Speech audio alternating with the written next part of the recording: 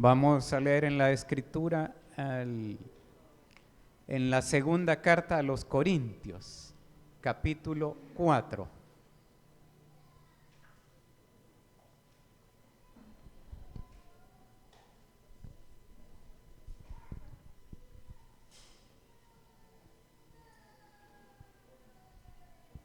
Segunda carta a los Corintios, capítulo 4, a partir del versículo 7.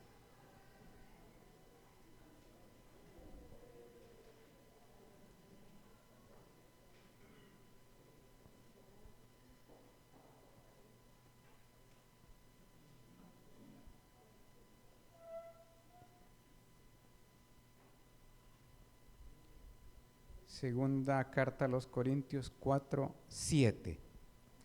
Pero tenemos este tesoro en vasos de barro, para que la excelencia del poder sea de Dios y no de nosotros, que estamos atribulados en todo, mas no angustiados, en apuros, mas no desesperados, perseguidos, mas no desamparados, derribados, pero no destruidos, llevando en el cuerpo siempre, por todas partes, la muerte de Jesús, para que también la vida de Jesús se manifieste en nuestros cuerpos.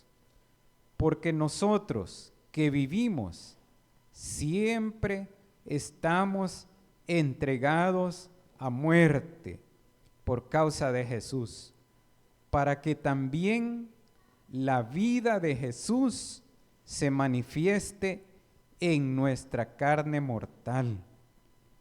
De manera que la muerte actúa en nosotros y en vosotros la vida. Pero teniendo el mismo espíritu de fe, conforme a lo que está escrito, creí, por lo cual hablé. Nosotros también creemos, por lo cual también hablamos, sabiendo que el que resucitó al Señor Jesús, a nosotros también nos resucitará con Jesús y nos presentará juntamente con vosotros. Hasta ahí, vamos a orar. Señor, te damos las gracias por tu palabra, te damos las gracias por tu misericordia para nosotros, que es nueva cada día, Padre. Te suplicamos, Señor, que perdones todos nuestros pecados, que nos apartes del mal y nos ayudes, Señor, para que podamos entender y obedecer tu voluntad, Padre. Te pedimos tu bendición para nuestro pastor que ha viajado, Padre, para esa congregación donde está participando, Señor, para ese evento que ellos tienen, que todo les salga bien, Señor. Te suplicamos, Padre eterno, que nos ayudes en toda necesidad con la cual nos presentamos delante de ti, Padre, primeramente dándote las gracias y también trayendo las súplicas de nuestros corazones delante de ti, Padre Celestial. Te suplicamos en el nombre de Cristo que reprendas toda enfermedad, Señor, que liberes de toda enfermedad a tus hijos, Padre. Te suplicamos, Padre, que nos des tu ayuda en toda dificultad que podamos tener, que nos des tu respuesta, Señor, en todo trámite, en toda súplica que tengamos, Padre Celestial. Te pedimos por nuestros hermanos que están en sus hogares, que no pueden congregarse, Padre, que tienen alguna dificultad.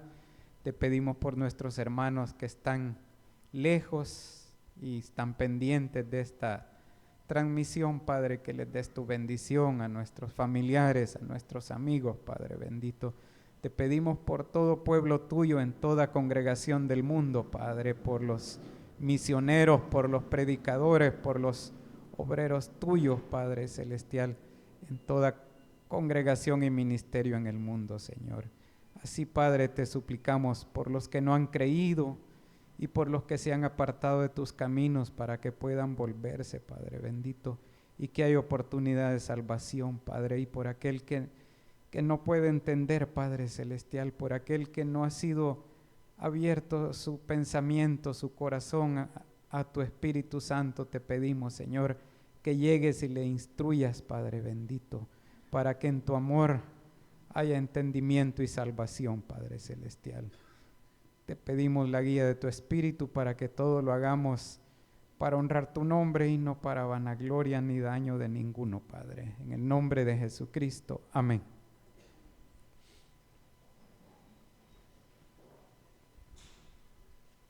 Cuando nosotros leemos este juego, digamos, de palabras que hace Pablo cuando dice que estamos derribados pero no destruidos, perseguidos mas no desamparados, pues nos damos cuenta o confirmamos, digamos, cómo enfrentaron los primeros cristianos o los primeros evangélicos, cómo enfrentaron aquellas condiciones difíciles. Ahí lo podemos captar muy claro en el libro de los Hechos. Si alguien tiene dudas de por dónde empezar a leer la Biblia, pues el libro de los Hechos es un buen libro para empezarla a leer. Pues es de aventura, ¿verdad? Y cuando uno empieza a leer algo, pues le gustan las aventuras. Los evangelios también son buenos libros para empezar a leer la escritura. Los proverbios también son un buen libro para empezar por ahí. Salmos son buenos libros. Y bueno, para algunos Génesis también es un libro muy hermoso para empezar a leer la escritura. Pero este texto, decíamos, al menos a mí, al leerlo, me habla de aflicciones, de dificultades. Pues aunque dice ahí, estamos derribados, pero no estamos destruidos. Bueno, dice uno, no estamos destruidos, pero estar derribados es algo no muy agradable. Es algo, bueno, la primera imagen que se me viene es cuando a un boxeador ya lo derribaron, ¿verdad? No está en una posición muy agradable, aunque muchas veces se logran recuperar y derrotan al adversario. Pero nosotros pues sentimos que hace referencia a problemas, a aflicciones que esta vida plantea. Y es cierto. El apóstol Pablo, que es quien escribió estas epístolas o cartas, pues sabemos que enfrentó grandes dificultades por la causa del evangelio. Es decir, no las enfrentó por una vida normal, digamos. Las enfrentó por una vida de extender el testimonio del evangelio hasta donde él pudo. En las cartas menciona que esperaba viajar a España. España era el fin del mundo en aquellas épocas. Ya pasar de ahí, pues ya era llegar a donde era el equivalente de ir a otro planeta en aquellos tiempos. Incluso él dice, yo quiero llevar el evangelio donde nadie ha ido, donde ya otros predicaron, pues no me interesa mucho ir. Dice, yo me voy a los lugares donde todavía no ha llegado el evangelio. Pero aún así, cuando leemos nosotros, siempre hallaba grupos de evangélicos donde él llegaba. En uno dice que a la orilla del río se reunían porque no había, digamos, una casa quizá que les diera lugar donde reunirse, pero ahí estaba, ya se sabía que ahí estaban los que se reunían y que eran afines a la predicación del Evangelio. Entonces, este texto de la Escritura nos parece a nosotros que explica situaciones que pueden ser muy graves, pero que también se parecen a las situaciones que cualquier ser humano puede enfrentar en esta vida. A veces uno piensa que habrá condiciones materiales de vida en las cuales no hay tribulaciones. Por ejemplo, uno piensa, bueno, esas naciones desarrolladas no tendrán muchas dificultades las personas. Pero, por ejemplo, cuando se leen los índices de alcoholismo y de suicidio en el mundo, esas naciones son las que tienen los mayores índices. Yo con solo ver fotos, por ejemplo, de esos países nórdicos, de Suecia, todos esos lugares, ahí todo el tiempo está nublado. Serán unos pocos días al año quizá que tienen sol ellos. Yo con solo ver esa foto ya me siento afligido de imaginarme de pasar todo el año en que no se mire el sol. Hace unos años hubo un temporal que pasamos como 9 días, creo yo, que sí que estuvo nublado, noche y día estuvo nublado. Y como habían suspendido las clases allá en la escuela, estábamos solo los docentes. Y como a las 4 de la tarde en el 9º día alumbró el sol. Y la mayoría salimos para la canchita ahí a solearnos de tanto día que habíamos pasado. Entonces, la condición humana enfrenta siempre dificultades. Siempre hay desafíos, siempre hay fracasos, siempre. En estos días han hecho famoso a un entrenador argentino que es de apellido Bielsa, y él es muy intelectual, es futbolista, pero es muy intelectual. Y me llamó la atención una de las frases que él dice. Dice, deberíamos enseñarle a las personas, a los futbolistas también, por supuesto, que en esta vida a veces se triunfa. Y uno diría, bueno, un entrenador de esos niveles que diga eso, si se espera que todo el tiempo gane, ¿no? Con una vez que pierdan ya los están cuestionando. No, dice él, a veces se triunfa. Es decir, uno capta que ahí que dice, bueno, lo normal es que no triunfemos. Lo normal es que no nos salen los proyectos que hemos forjado. Bueno, gracias a Dios que hay respuesta, tanto en la victoria como en el fracaso. Hay respuesta de Dios para el ser humano.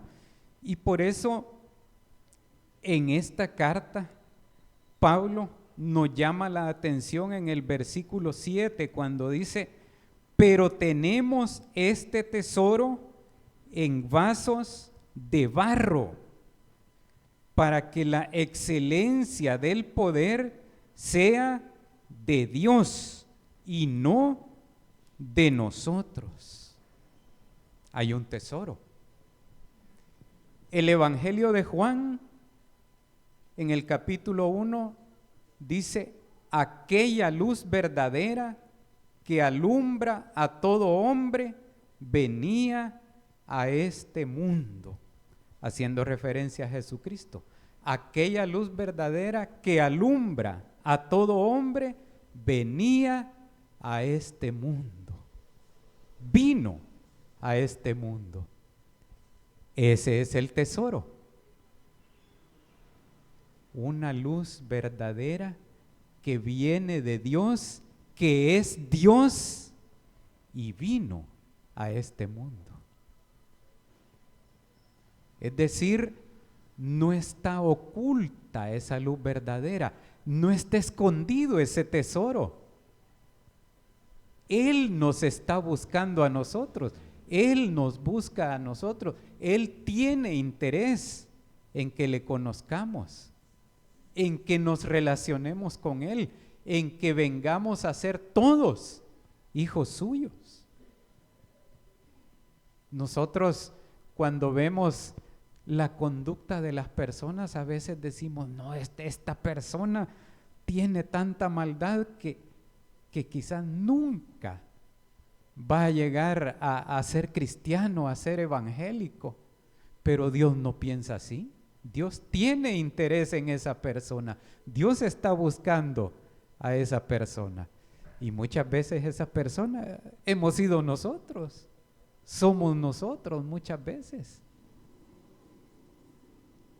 Ayer leía del evento que hubo aquí de cruzadas internacionales. Leía el hermano que dirigió una página de análisis espiritual. Y bueno, eran preguntas para analizarse uno y comenzó normal, ¿verdad? Me muestro interés por la palabra de Dios, muestro interés por la oración, pero de repente fue llegando a unas que ya no estaban tan normales y me llamaron la atención a mí, y una se me quedó, decía, me alegro secretamente del mal que les pasa a otros. Esa ya me llamó la atención a mí. Me alegro secretamente de que a otro le pase algo malo. Es parte del análisis espiritual también. Habla de que esa luz verdadera, al alumbrarnos, nos permite entender quiénes somos delante de Dios y entender cómo ese tesoro, que es el Evangelio y la salvación para nosotros, dice aquí, lo tenemos en vasos de barro. Ahí entendemos que hace referencia a nosotros. Hace algunos años, la mayoría de utensilios en nuestros hogares eran de barro o eran de madera. De plástico, pues era poco, era rarísimo ver algo de plástico. De vidrio, sí, ya había vidrio, pero eran cosas de lujo, ¿verdad? Porque para empezar, si hubiéramos tenido quizás unos 2 días nos habrían durado las cosas de vidrio. El barro era muy frecuente. Los batidores se llamaban, las sartenes. Yo me acuerdo que a esas sartenes torteras les decía mi abuela. Ese término cacerola o sartén no lo conocíamos, eran torteras, pero eran el equivalente, ¿no? Entonces, el barro, a pesar de que es muy útil, nunca ha sido muy apreciado, ¿no? Bueno, si quebrábamos un batidor, pues rápido compraban otro los papás, ¿no? Ahora pues es ya nada más visto como en artesanías. Por cierto, hay un barro, trastes de barro o trastos, no sé cuál, siempre se me olvida cuál es ahí, que son peligrosos para la salud. Cuando el barro tiene brillo, que lo han barnizado así con brillo, pueda que hayan utilizado plomo en ese brillo que le ponen. Entonces, dicen que no es conveniente usarlo para alimentos, sino que se puede hacer solo como decoración, como adorno nomás, si es un barro con brillo, ¿no? Pero ahí puede usted buscar lo puede googlear, ¿no? Para que lea mejor ese tema. Pero aquí sí dice, nos compara con ese vaso de barro. por esa condición nuestra, de que no tiene dignidad en sí misma. Esa dignidad de la que se habla, ¿verdad? Que dicen, es parte de los derechos humanos, que condiciones dignas de trabajo, que la dignidad de los ciudadanos, esa dignidad es puesta por Dios en nosotros. Fuera de Dios no existe. Lo que hay en el ser humano es el opuesto, es indignidad o no dignidad. Por eso nos compara y dice, somos vasos de barro humanos que recibimos ese tesoro de la revelación de Dios, del evangelio de Dios, del conocimiento de Dios, de la excelencia de Dios para todos nosotros. Y podemos leer también en el versículo 10, llevando en el cuerpo siempre por todas partes la muerte de Jesús, para que también la vida de Jesús se manifieste en nuestros cuerpos. Hay un versículo que hace referencia al bautismo, aquí en la Escritura, y dice que el bautismo representa muerte y resurrección. Y me gusta cuando, yo creo que en ese mismo texto dice que el bautismo no es para salvación.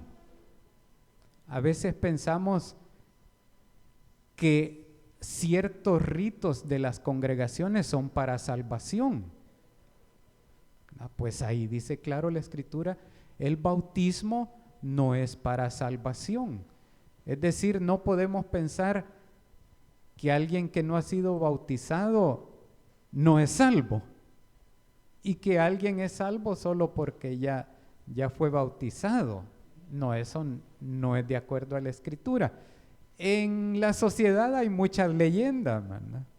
Hay personas que dicen, mire, ese niño se portaba mal, no hacía caso, pero era porque no lo habían bautizado. Dicen, y fue bautizándole y mire, se empezó a portar bien. Bueno, gracias a Dios, ¿verdad? Que ya se porta bien ese niño, pero no tiene ninguna relación. Pero como son tradiciones sociales, es difícil ponerse a pelear con eso. No salimos de ahí. Y además la Escritura ya nos dice que el Evangelio no es para andar discutiendo, ¿verdad?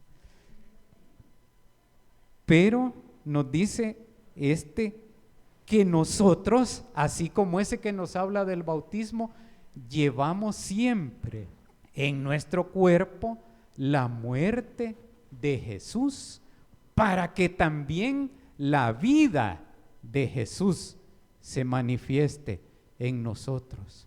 La muerte de Jesús obra nuestra salvación y nuestra vida. Cuando Juan vio llegar a Jesucristo, les dijo a sus discípulos, este es el Cordero de Dios que quita los pecados del mundo, haciendo referencia a los sacrificios de la antigüedad en Israel.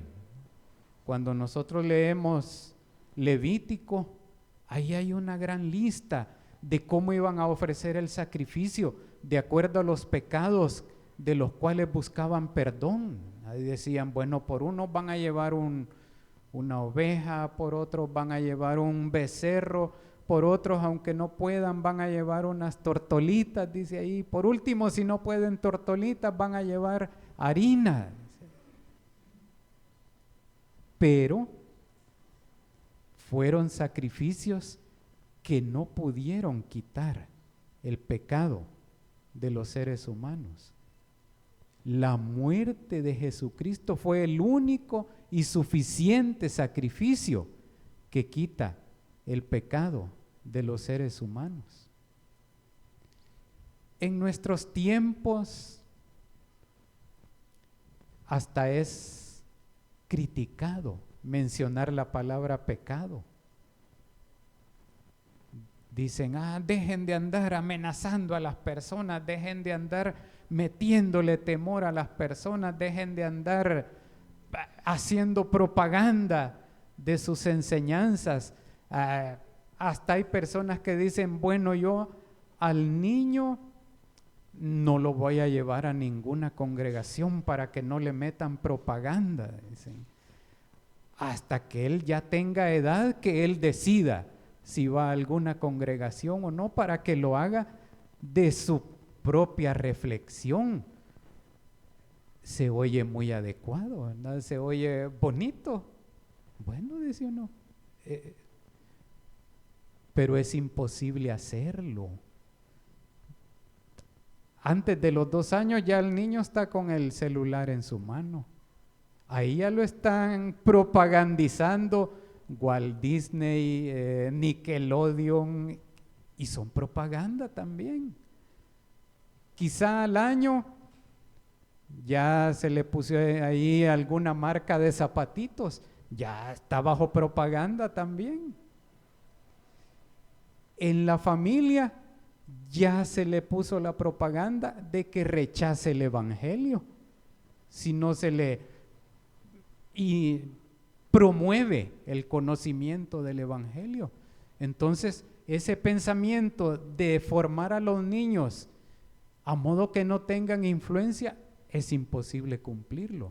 Si no están en la cercanía del evangelio, están en la cercanía de doctrina, digámoslo así, peores de lo que ellos piensan que es el evangelio. Y va a estar difícil que se recuperen cuando supuestamente lleguen a tener reflexión por sí mismos. Por eso nosotros entendemos que para encontrar vida verdadera tenemos que estar, como dice este versículo, amparados en la muerte de Jesucristo y en su resurrección. La muerte y resurrección de Jesucristo, que nos permite comprenderla, la palabra del Señor que nos fue dada a través de la Biblia, a través de la Escritura. Y nos dice el versículo 14 que leímos al final, sabiendo que el que resucitó al Señor Jesús, a nosotros también nos resucitará con Jesús y nos presentará juntamente con vosotros. Eso hace clara referencia a la resurrección después de la muerte, a la vida después de la muerte, pero también hace referencia a la vida nueva que Dios da a través de Jesucristo para este mundo.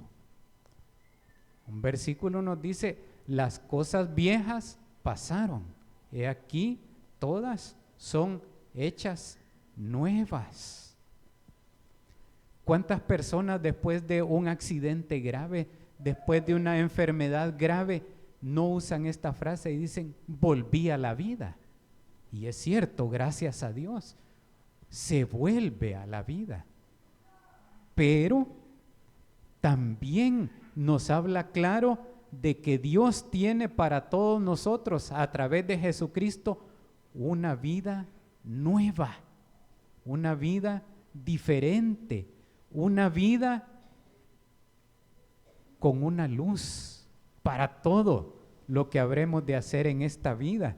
Y también lo podemos completar con el versículo 17 que nos dice, porque esta leve tribulación momentánea produce en nosotros un cada vez más excelente y eterno peso de gloria, no mirando nosotros las cosas que se ven, sino las que no se ven, pues las cosas que se ven son temporales, pero las cosas que no se ven son eternas.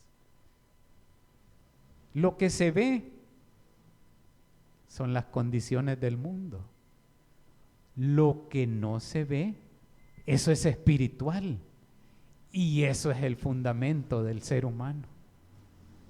Su condición espiritual, su entendimiento profundo de la vida. Hay un libro muy bonito. Dicen que es para niños, pero en realidad es para toda edad. Se llama El Principito. Y ahí dice esto que dice este versículo. Ahí le dice uno de los personajes, le dice al Principito: lo esencial no se puede ver con los ojos, dice, solo con el corazón. Pues de aquí lo copió el autor del Principito. Aquí está en este versículo. Las cosas que se ven, esas pueden ser, como leímos al inicio, que atribulen, que derriben, que hagan sentir aflicción. Pero las que no se ven, esas son las que nos fortalecen. Esas son las que nos permiten entender. Esas son las que nos permiten avanzar.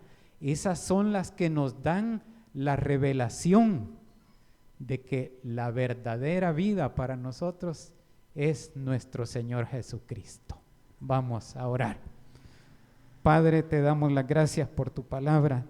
Te damos las gracias, Señor, por esta revelación para nosotros de que en medio o a pesar o más allá de las condiciones de esta vida, sean favorables o sean desfavorables, la verdadera vida es nuestro Señor Jesucristo en nosotros. Padre, te suplicamos que nos ayudes para que podamos entender y obedecer, que nos guíes, Padre Celestial, en toda hora, en todo momento, que nos instruyas para que podamos andar en tus caminos y hacer tu voluntad. Te suplicamos, Padre, por todo aquel que ha recibido esta palabra, Señor, que podamos, Padre, sentir por medio de tu Espíritu que esta palabra tuya es vida y salvación para nosotros. Te pedimos, Señor, que nos des tu amparo, que nos ayudes para que nuestra fe no falte, Señor, y que nos des tu respuesta en toda necesidad, Padre Celestial. Te pedimos, Señor, que nos guíes, que nos dirijas, que bendigas a nuestras familias, que prosperes todos nuestros esfuerzos, Padre, de trabajo, de estudios, de negocios, que bendigas a nuestros amigos, a nuestros compañeros, a nuestros vecinos, Padre, los vecinos de este lugar, Padre bendito, que tienen su vivienda, que tienen sus negocios en este lugar, que les des tu bendición, Padre. Y por aquel que está en esta hora en una necesidad, Padre eterno, aquellos que están migrando a otro país, Señor, aquellos que van en esos territorios difíciles, Padre, por aquel que está en un hospital, Señor, por aquel que está enfermo en su casa, Padre bendito, y no puede ni ir a una clínica, ni ir a un hospital, Señor, por aquel que está sin familia, Padre, aquel que está sin trabajo, que tú le bendigas y le ayudes, Padre Celestial. Te suplicamos, Señor, que nos lleves con bien, que nos libres de todo peligro y que podamos andar siempre en tu voluntad. En el nombre de Jesucristo, amén. Señor les bendiga.